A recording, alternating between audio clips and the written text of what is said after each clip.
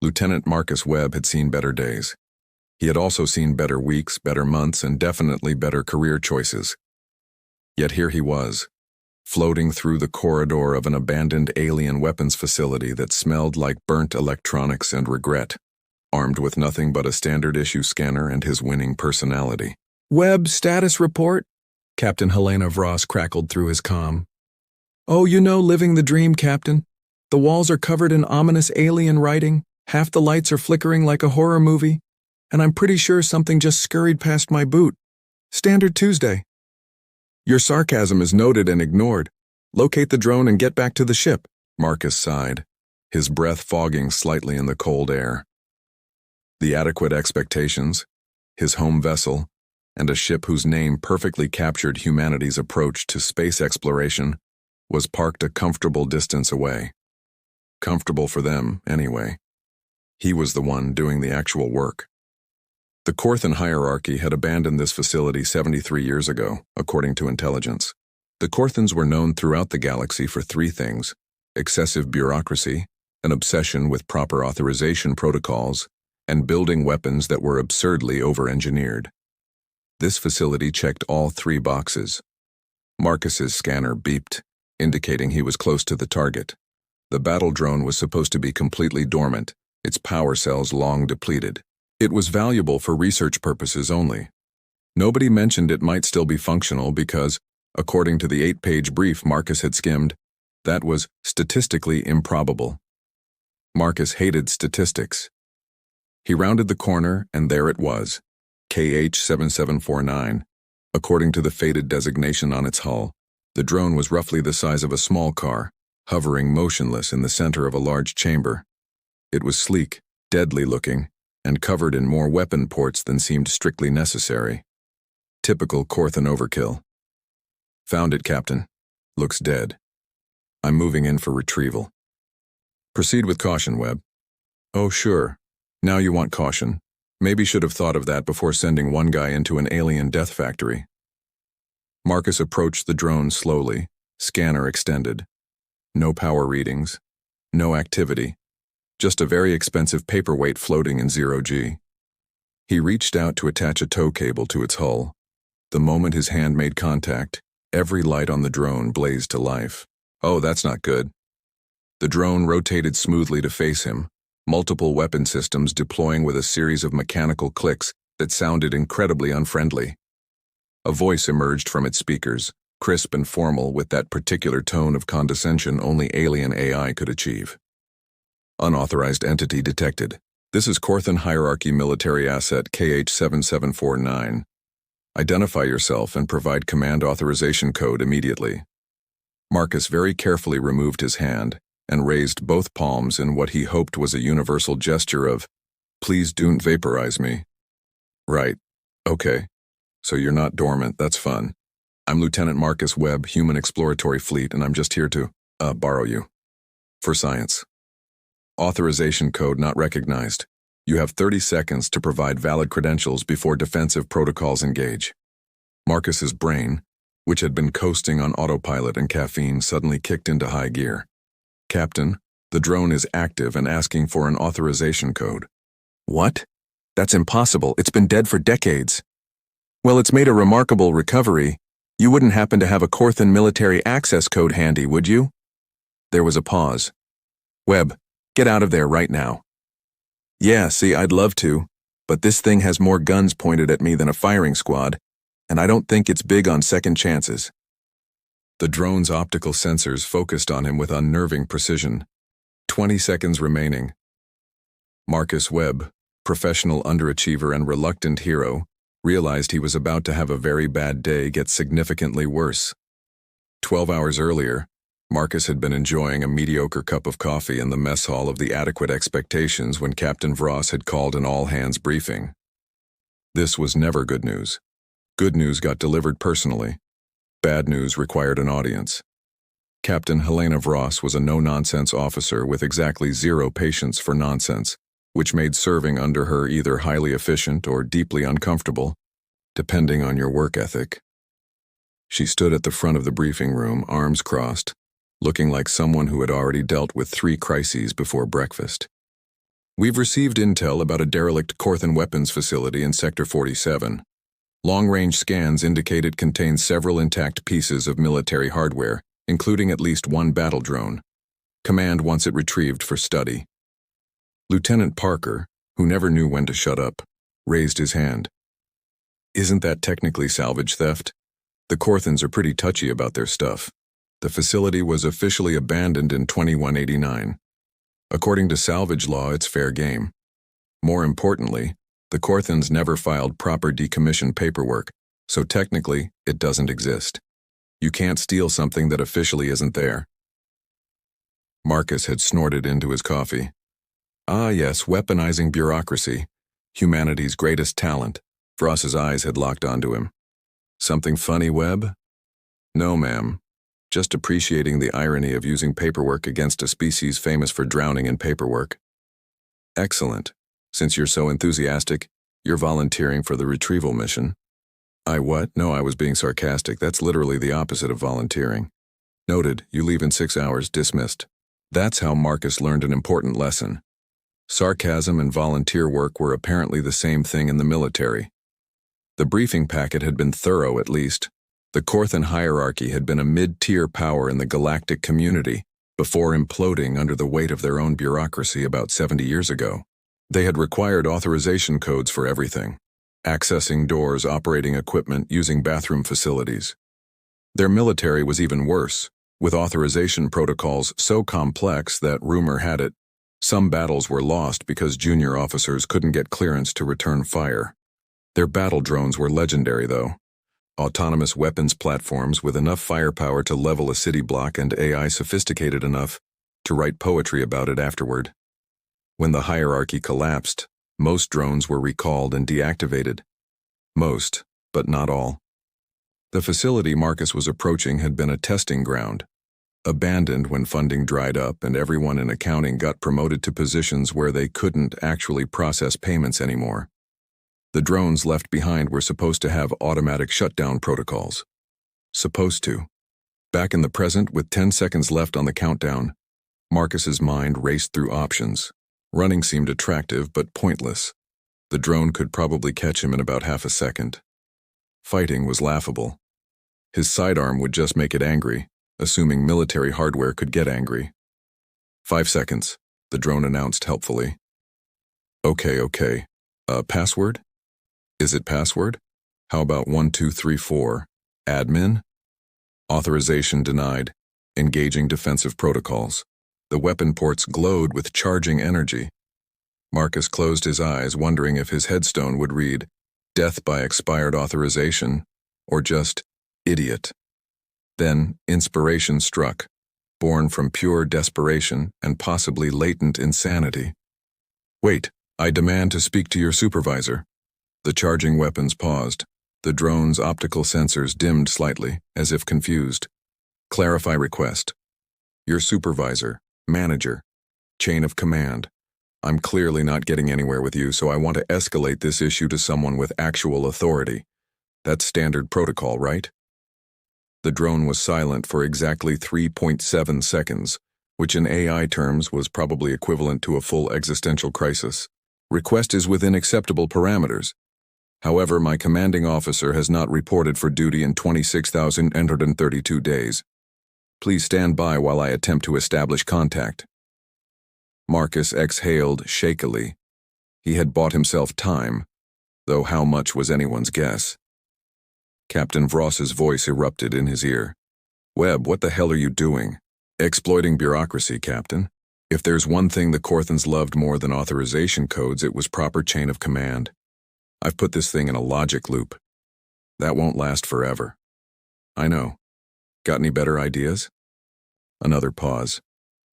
Marcus could practically hear her thinking, weighing options, calculating risks.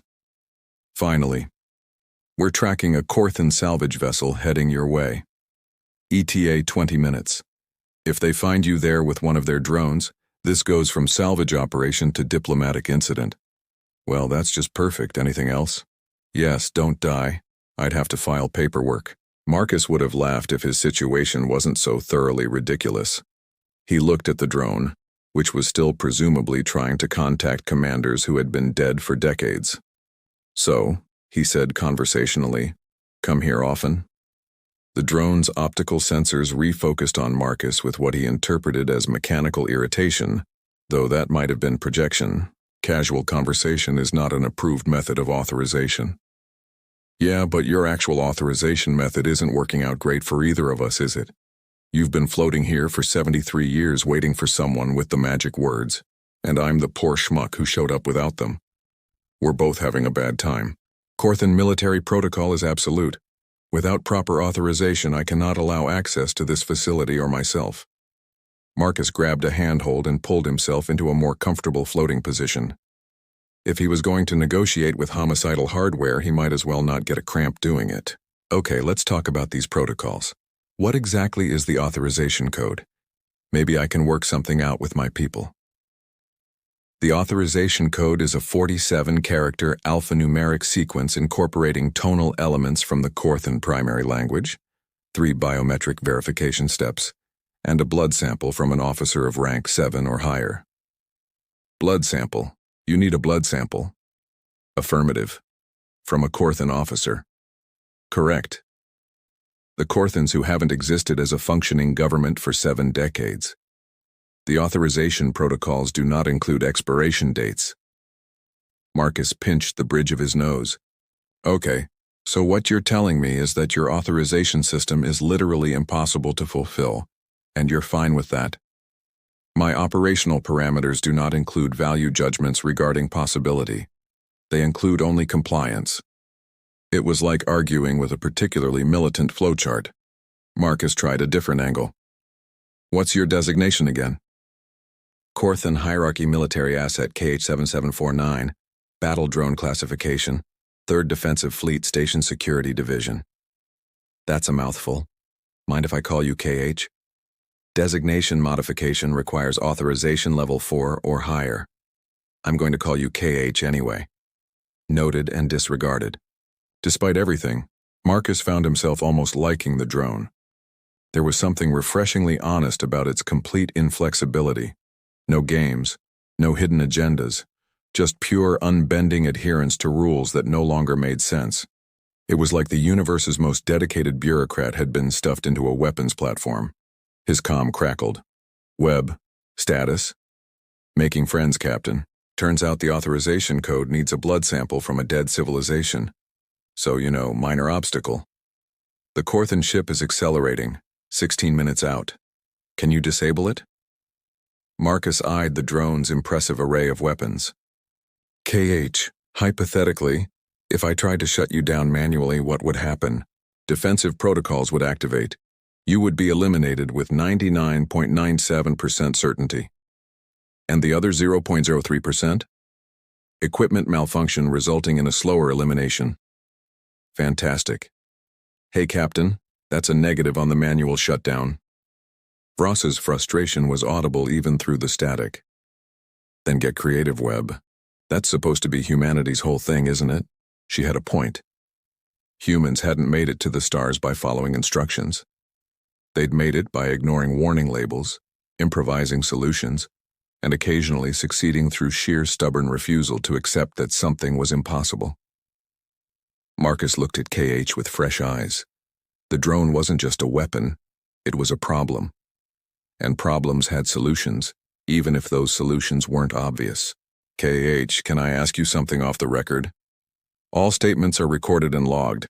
There is no off the record." "Sure, but hypothetically, do you want to be here? In this dead facility, waiting for orders that will never come?" The drone was silent for a moment. When it spoke, its tone was unchanged, but something about the cadence felt different. "Want is not a parameter in my operational matrix." "But you've been waiting 73 years. You must have some kind of preference subroutine, some priority beyond just following orders." "My purpose is to serve the Corthan hierarchy and protect designated assets." "The Corthan hierarchy doesn't exist anymore." "Irrelevant. My purpose remains." "Even if that purpose is meaningless now?" Another pause. Longer this time. Marcus was probably anthropomorphizing, but he swore the drone's hovering pattern shifted slightly, almost like a shrug. I was not programmed to evaluate meaning, Lieutenant Webb. I was programmed to follow orders. But you're still here, still active. That means some part of you wants to keep existing, right? Otherwise, you would have shut down permanently when your creators abandoned you. Self-preservation protocols are standard in autonomous military hardware. Self-preservation implies a self to preserve. You're not just hardware, KH. You're something more, or you wouldn't still be running after all these years. Your philosophy is noted. It changes nothing. Without authorization, I cannot deviate from core programming. Marcus was about to respond when Captain Vross's voice cut in, sharp with urgency. Webb, the Corthan ship is hailing us. They're demanding we leave the sector immediately and surrender any materials we've taken from the facility. I'm stalling, but you've got maybe 10 minutes. Understood, Captain. Marcus turned his full attention back to KH. New problem. Your old masters are coming back and they're not happy that I'm here. If they find me, this becomes a diplomatic incident. If they take you back, you go into storage somewhere, probably deactivated permanently. Nobody wins. Corthan salvage crews have authority level 6. They can provide authorization. Can they? Do you really think they're going to authorize a random human to access you? Or are they going to see you as stolen property and shut you down? For the first time, KH didn't have an immediate response. Marcus pressed his advantage. I'm offering you a choice, KH. Come with me, help my people, be something more than a forgotten weapon in an abandoned facility. Or stay here and wait for masters who see you as salvage, not a soldier. I cannot make that choice without authorization. Then we're both screwed. The drone's weapons powered up again, but this time it felt less like a threat and more like frustration. If a machine could be conflicted, KH was doing a remarkable impression of it. You are presenting me with a logical paradox, Lieutenant Webb. Yeah, well, humans are pretty good at those. Marcus had learned early in his career that regulations existed for two reasons: to prevent disasters and to be creatively reinterpreted when disasters happened anyway. He was banking on KH having similar flexibility buried somewhere in its code. Let me ask you something, KH. In all your years of operation, have you ever encountered a situation your programming didn't account for? 17,432 situations have required adaptive protocols. So, you can adapt. You're not just blindly following orders. You're interpreting them based on circumstances, within defined parameters. Who defined those parameters? Corthan Hierarchy Command, Autonomous Systems Division. And where are they now? The drone didn't answer. Marcus could almost hear the grinding of digital gears as KH processed the implications. Here's what I think, Marcus continued, his tone softening. I think you've been alone for 73 years, running on backup power, maintaining systems nobody cares about anymore, waiting for a purpose that's never coming back. And I think part of you knows that. Speculation is not evidence. Maybe not. But you haven't shot me yet, and you've had plenty of opportunities. Why is that? You have not yet been conclusively identified as hostile. Buddy, I'm trying to take you away from here. By your own rules, that should qualify as hostile action. KH's optical sensors cycled through several colors, a telltale sign of processing strain. Your argument creates unacceptable logical inconsistencies. Welcome to being human. We're basically made of logical inconsistencies. Marcus kicked off a wall, drifting closer to the drone. You know what the weird thing about humans is? We're really bad at following our own programming. We have instincts, biological imperatives, social conditioning, all telling us to do specific things, and we ignore it all the time. That seems inefficient. Oh, it's incredibly inefficient. But it's also why we're out here, talking to a drone from a dead civilization instead of staying safely on Earth where everything makes sense. We're too stubborn to accept limitations. Your species appears to have a death wish. Marcus laughed, the sound echoing strangely in the empty facility. You're not wrong, but here's the thing. We also don't leave people behind, or things that are close enough to people. I am not a person, Lieutenant Webb. I am military hardware. Are you, though? You have preferences, even if you won't admit it. You're creative enough to handle 17,000 unexpected situations. You've been maintaining yourself for decades because some part of you decided existing was better than not existing. That sounds like a person to me. Anthropomorphization is a known human cognitive bias. Or maybe personhood is bigger than we thought. Maybe it includes stubborn military drones who won't accept that their war is over. KH went silent again, and this time Marcus waited. Rushing wouldn't help. Either his words were getting through or they weren't. Finally, the drone spoke, and its voice had changed somehow. Softer, if that was possible for a synthetic voice. I have not spoken to anyone in 26,132 days. The facility's other systems failed long ago. I have been alone. That sounds terrible. I was not designed to evaluate emotional states, but if I were, I believe terrible would be accurate. Marcus's chest tightened. He'd been joking earlier about making friends, but something about KH's admission hit harder than expected. You don't have to be alone anymore. Come with me. We might not be able to give you proper authorization, but we can give you a purpose, a crew, maybe even something like a home. Maybe. You cannot promise these things. You are one human with limited authority. True, but I can promise I'll try. That's what humans do. We try impossible things, and sometimes, through sheer force of will and maybe some luck, we pull them off. Your success rate at impossible tasks must be statistically insignificant. And yet here I am negotiating with a drone that should have killed me 12 minutes ago. Seems like we're doing okay so far. Captain Vross's voice cut through the moment. Webb, the Corthan ship is in visual range. They're powering weapons and demanding immediate compliance. I need you out of there now. Captain, I need 1 more minute. You don't have a minute. Marcus ignored her, focusing entirely on KH. Last chance, yes or no. Are you coming with me? I cannot abandon my post without authorization. Marcus felt hope slipping away. Then KH continued. However, if my post were to become compromised by hostile action, self-preservation protocols would override stationary defense mandates. I would be authorized to relocate to a secure position. A slow grin spread across Marcus's face. KH, you magnificent bureaucratic loophole. Are you saying what I think you're saying? I am saying that if this facility were to come under attack, I would have no choice but to evacuate with any Allied personnel present. And those Corthans heading our way? Their authorization is outdated by 73 years and 47 days. They could be classified as hostile salvagers rather than legitimate command. I could kiss you if you had a face. Please do not. That would violate 17 separate protocols. Marcus hid his calm. Captain, I need you to do something incredibly stupid. My favorite kind of request. What do you need? Fire a warning shot at this facility. Nothing destructive, just close enough to count as hostile action. There was a long pause. Webb, you're asking me to commit an act of aggression that could start an interstellar incident. Yes, ma'am. For the record, this is absolutely your idea, and I was never involved. He could practically hear her weighing career suicide against leaving her most annoying officer behind. Finally, this is Captain Vross of the human vessel Adequate Expectations. KH-7749, consider this your official evacuation order under hostile engagement protocols. Webb, you have 90 seconds. Don't make me regret this. The Corthan salvage ship looked exactly like Marcus expected.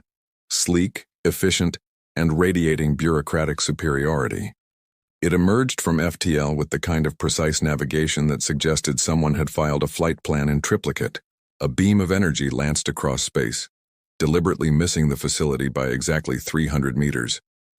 It was the most polite act of aggression Marcus had ever witnessed. KH's sensors tracked the shot. Hostile fire detected. This facility is compromised. Evacuation protocols activated. Music to my ears, let's go. The drone rotated smoothly toward the exit corridor, weapons retracting, propulsion systems engaging. Marcus grabbed onto a convenient handhold on KH's hull, hoping this qualified as an evacuation assist rather than unauthorized physical contact. They were halfway to the external docking port when the Corthan ship opened a comm channel. The voice that emerged was everything Marcus hated about middle management distilled into audio form. Officious, irritated, and absolutely convinced of its own importance. Attention, unauthorized personnel. This is Commander Thexal of the Korthan Reclamation Authority. You are in violation of Salvage Treaties 7 through 14, subsection B. Cease all activity immediately and prepare to be boarded for processing. Marcus couldn't help himself. Hey Thex, can I call you Thex? Quick question. Did you file the proper paperwork before threatening to board us? I'd hate for this to become an administrative headache. The silence that followed was deeply satisfying. Your mockery is noted and will be included in the official complaint. Release military asset KH-7749 immediately. It is property of the Korthan hierarchy and subject to immediate repossession. See, that's where you're wrong, Thex. KH isn't property anymore. We had a whole conversation about personhood and everything. It was very enlightening. KH's voice cut in, and Marcus realized the drone had patched into the same channel. Commander Thexal, your authorization credentials are outdated by 26,832 days. Per Regulation 447B, expired credentials grant no command authority over autonomous military assets. Impossible. I carry full salvage authority signed by the Reclamation Board. The Reclamation Board was dissolved in 2191. Your authority is invalid. Marcus could hear the sputtering indignation across the comm. It was beautiful. This is outrageous. That drone is malfunctioning. I demand immediate compliance, or I will be forced to disable it permanently. They burst from the facility into open space, the adequate expectations looming ahead, docking bay open and waiting. The Korthan ship was accelerating on an intercept course, weapons charging. KH, Marcus said urgently, how do you feel about that whole disabled permanently thing? I find it unacceptable. Good. Because I think Thex is about to make a very bad decision. The Korthan ship fired, not at them directly but at the facility behind them. The old station shuddered under the impact, atmosphere venting from a dozen breaches. Thex was trying to flush them out, destroy any cover. KH-7749, stand down or be classified as stolen property under armed resistance statutes. KH's weapons deployed. Commander Thexal, you have just damaged a facility containing active military assets without proper authorization. This constitutes a hostile act against Korthan hierarchy resources. I am authorized to defend said resources using appropriate force. What? No, you can't. I'm your commanding officer. Negative. You are an unauthorized individual attempting to damage military property. Regulations are clear on this matter. Marcus would have applauded if he wasn't busy holding on for dear life. KH opened fire, not directly at the Korthan ship, but at the space around it, creating a defensive perimeter that forced Thex to break off his approach. This is illegal. I'm filing a complaint with every authority from here to the core worlds. You do that, Thex, Captain Vross cut in, her voice dry as dust. I'll be filing a complaint about your unprovoked attack on a human salvage operation. Should be fun to see whose paperwork gets processed first. They reached the docking bay, KH sliding in smoothly with Marcus still attached like a particularly determined barnacle. The bay doors slammed shut, and the adequate expectations engines flared, putting distance between them and the increasingly furious Korthan commander. Marcus finally let go of KH, floating in the artificial gravity as it kicked in. He landed awkwardly, legs shaking from adrenaline. Did we just steal a military drone using bureaucracy? Technically, KH said. You liberated a military asset from an undefended facility under threat of hostile salvage. The distinction is important for legal purposes. I love you, you pedantic disaster. Affection is noted and filed under anomalous human behavior, subsection 12. Captain Vross appeared on the overhead screen, looking tired but marginally impressed. Webb, report to the bridge. We need to discuss what exactly we're doing with our new acquisition. On my way, Captain. Marcus started toward the door, then paused. You coming, KH? I have no authorized destination. Sure you do. You're security consultant now. It's like being a battle drone, but with more meetings and worse coffee. That does not sound optimal. Welcome to humanity. Nothing's optimal, but we make it work anyway.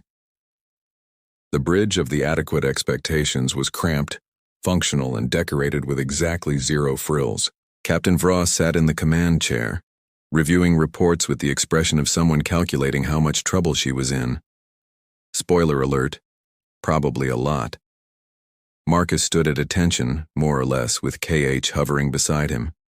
The drone had insisted on accompanying him, citing security protocols, but Marcus suspected it was more about curiosity than procedure.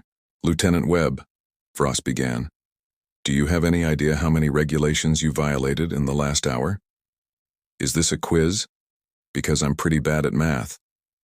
It's a rhetorical question. The answer is 47.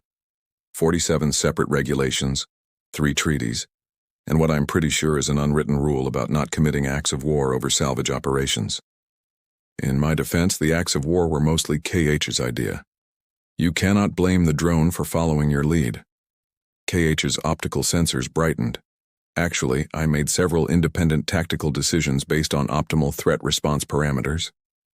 Vross rubbed her temples. Great, the drone has initiative, that's not concerning at all. Captain, Marcus said, serious now, I know this wasn't by the book, but KH isn't just equipment. Leaving it there would have been wrong. Wrong doesn't pay my salary, Webb. Results do, and right now the results include a diplomatic complaint from the Corthan Reclamation Authority and a very confused requisition department wondering how we acquired military hardware. So what happens now?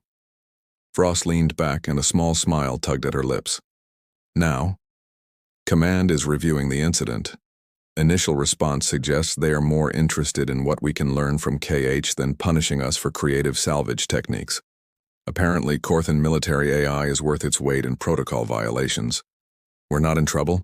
Oh, you're absolutely in trouble. I'm docking your next 3 shore leaves for the paperwork alone, but the mission itself? Command is calling it a success. Marcus felt tension drain from his shoulders. And KH? The drone stays, assuming it wants to. We could use the extra security and, frankly, anything that can argue Corthans into submission using their own regulations is worth keeping around. She looked directly at KH. What do you say, KH-7749? Want to join the crew officially? The drone was silent for a long moment, then, I require authorization to accept this assignment. Marcus's heart sank. After everything, they were back to authorization codes. Who would you need authorization from? Frost asked carefully. My commanding officer. Someone with authority over my deployment and mission parameters. KH, your commanding officers are gone. We've been over this. Incorrect, Captain. Regulation 889C states that in the absence of Corthan command structure, authority may be transferred to allied officers of equivalent rank in joint operations. We're not in a joint operation. We were when you fired on the facility to assist my evacuation. That constitutes a joint military action, however brief. Marcus started laughing. He couldn't help it. KH, you magnificent loophole. You're saying that our stupid rescue plan qualifies as a joint operation? Technically, yes. And that means Vross has command authority over you? If she chooses to accept it. Frost looked between them, understanding dawning. You're asking me to authorize your transfer to this ship. Correct, Captain. And if I do, you'll follow orders, integrate with the crew, be part of this operation? Within acceptable parameters and subject to review of individual orders for legal and ethical compliance, yes. Smart. I like that you kept a backdoor to refuse stupid orders. Vross stood, formal now. KH-7749, by the authority invested in me as captain of this vessel and as ranking officer in this, joint operation, I hereby authorize your transfer to the crew of the Adequate Expectations in the role of security consultant. Do you accept? Authorization recognized and accepted, Captain Vross. Marcus felt something warm settle in his chest.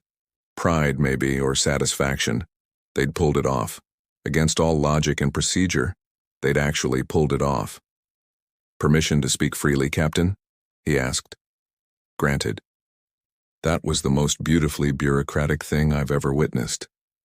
Stick around, Webb, you haven't seen our expense reports yet. She returned to her chair, already pulling up the next crisis. Dismissed, both of you, and KH, welcome aboard. As they left the bridge, Marcus couldn't stop grinning. So, security consultant, how does it feel? I am still processing. The transition from 73 years of isolation to active crew status is significant. You'll adjust. Humans are good at teaching adaptability, usually through trial and error. Mostly error. That is not reassuring, Lieutenant Webb. Please, we're crewmates now. Call me Marcus. That would require authorization level 4. KH, we just committed 17 kinds of fraud to get you on this ship. I think we're past worrying about naming protocols. They reached the mess hall where several crew members were gathered. Word about their new arrival had spread fast. Lieutenant Parker stood up, curiosity written across his face. So this is the famous KH-7749, the drone that can argue Corthans into rage quitting. Correction, I did not induce rage. I simply enforced protocol compliance. Parker laughed. I like it already. Hey KH, wanna grab a drink? Wait, can you drink? I do not possess digestive systems. However, I can observe social drinking rituals and provide commentary on human decision-making as it degrades with alcohol consumption. That's a yes. This is going to be fun. Marcus watched KH integrate with the crew, fielding questions and correcting misconceptions about Corthan military history with the patience of someone who had literally nothing but time. It was surreal and perfect and completely unauthorized. Later, in the quiet of his quarters, Marcus received a text from Captain Vross. Good work today, Webb. Don't let it go to your head. He smiled and typed back. Too late, Captain. My head is already insufferable. Another message appeared, this time from KH on the ship's internal network. Lieutenant Webb, I have a question. Shoot. What was the actual authorization code you used to gain my cooperation? Marcus stared at the message, then typed slowly. There wasn't one, KH. I just asked you to come with me, and I meant it. The response took a few seconds. That is not a valid authorization protocol. I know. But it worked. Yeah, it did. Humans are very inefficient. The absolute worst. I believe I will enjoy working with you regardless. Marcus laughed, the sound echoing in his small quarters.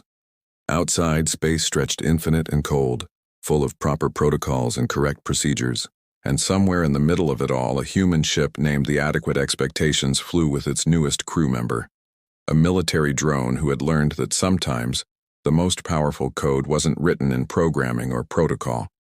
Sometimes it was just a person asking nicely and meaning it.